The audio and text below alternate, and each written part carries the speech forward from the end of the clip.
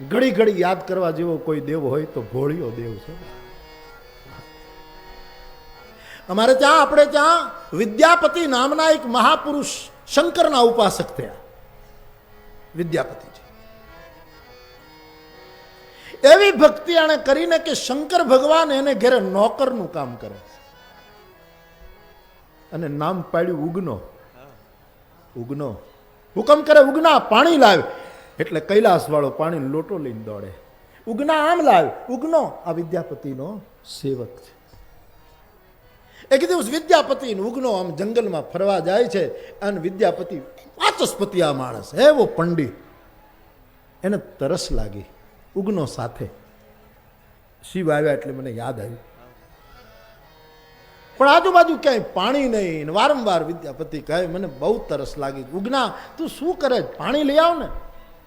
શંકર ભગવાન કહે શું કરું?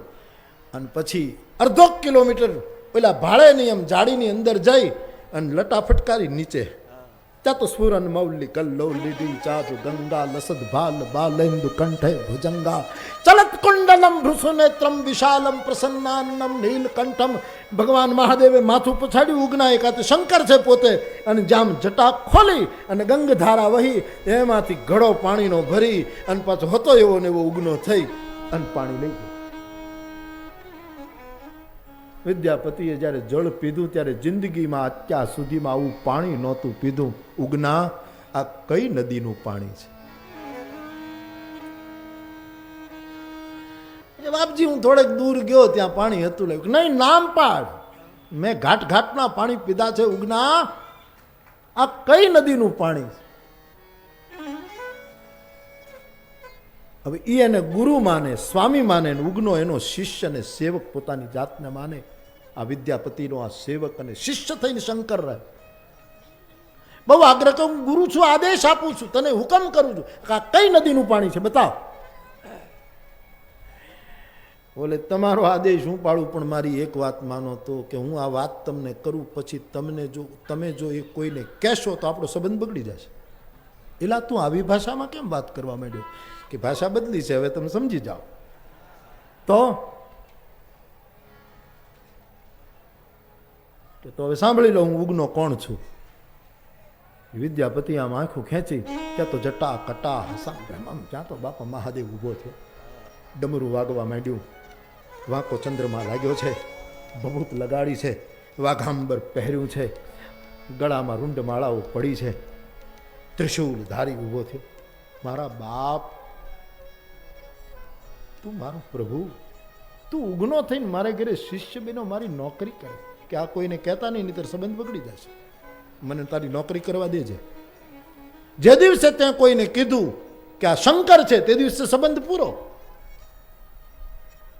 સાહેબ કથા તો એવી છે, વિદ્યાપતિ જ્યારે ભોજન કરી લે ને પછી એની થાળી લઈને ઉગનો ખાય. ભક્તવત્સલ ભગવાન રહેલા ચાવલ દાલ એ ઉગનો ખાય.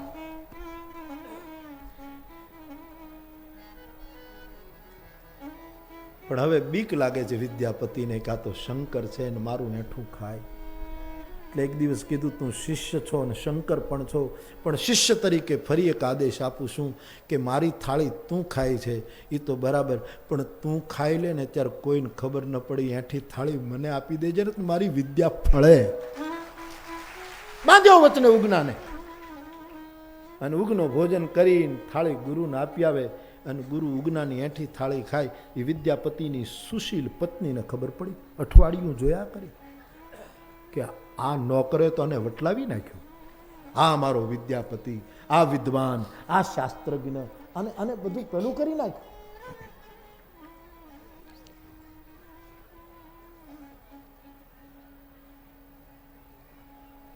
એમાં એક દિવસ આ ઉગનાએ જ બધું કર્યું છે. મારો પતિ માનતો નથી, એનું એઠું ખાય. અમે બ્રાહ્મણ, અમે પંડિત. એમાં ઉગનો એક દિવસ આંગણું વાળે છે અને વિદ્યાપતિની પત્નીનો મગજ ગયો કે આ ત્યાં અમને ભભડાવ્યા છે. એ ઉગના, માં બા સાવણો લાવ. ઘા કર્યો. એ સાવણો લઈને 3 વખત શંકરના માથા ઉપર હાવરણા મેર્યા તેથી બાપા.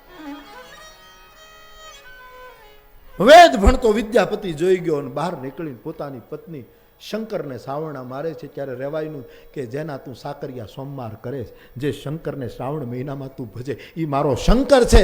ઉગનાએ કીધું વાદ્યપતિ લ્યો હવે રામ રામ. એ ત્યારનો ગયો. ઉગનો શંકર બની જતો રહ્યો. અને પછી જે વિદ્યાપતિ શંકરને ગોતવા નીકળ્યો છે સાહેબ, એની પાગલ દશાનું વર્ણન જે છે. એ બાપ, એ મહાદેવ, મારી ભૂલ થઈ પણ મારા વડા બાપ, તારે આમ ન કરાય મારો બાપ. અને એમ કરતા કરતા જંગલમાં હે હર કરતો વિદ્યાપતિ પ્રાણ ત્યાગ કરે છે સાહેબ. આ ભગવાન સર્વ ગતા શિવ શશિનિભ શ્રી શંકર પાતુ મામ યસ્યાંકૈ ચ વિભાત ભૂધર સુતા દેવા પગા મસ્ત. શંકર જેવો દેવ નહીં સાહેબ. હા, હું તમને કેટલી વખત કહી ચૂક્યો, ફરી વખત ભાદરના તટમાં કહું, હું રામાયણનું ગાન કરું છું, રામનો રોટલો ખાઉં છું. કૃષ્ણ મારી કુળ પરંપરાનો, નિંબાર્કી પરંપરાનો ઈષ્ટદેવ છે રાધા કૃષ્ણ. પણ મને જેટલો શંકર ગમે એટલા બેમાંથી કોઈ નથી ગમતા યાર સાહેબ. રામ મારો જમણો હાથ છે, કૃષ્ણ મારો ડાબો હાથ છે, પણ મારું હૈયું હોય તો એ ભોળો નાથ છે. આને લીધે જીવીએ છીએ. શિવ શિવ છે, આવો કોઈ ભોળો દેવ નહીં બાપ. શંકર છે. શું કહું એના